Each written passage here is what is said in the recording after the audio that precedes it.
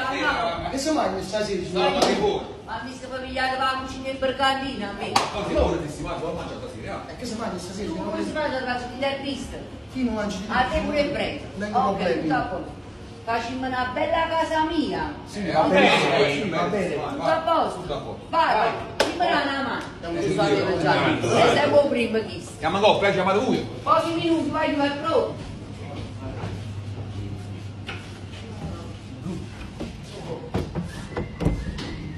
Guarda qua, vedi? Guarda che bello bravo che hai fatto, guarda che cuppetto, Guarda qua, vedi? Poi faccio arregliare, faccio al kebab. Mamma mia, signora Maria. Per fare la casa mia, il piatto casa mia, diciamo che questa è una pizza che io ho riprodotto e oggi mi fanno un bel piatto di maccherone a chi si vuoi. Una pizza con polpettine, eccole qua, guardate, vedi, su belle. Polpettine, mozzarella, basilico e tanto formaggio.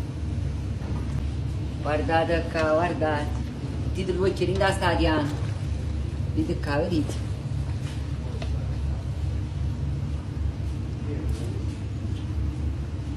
Pronti all'assaggio. Secondo voi, il primo assaggiato chi può essere a uscire?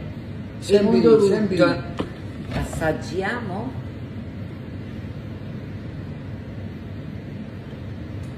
Vedete qua, faccio vedere.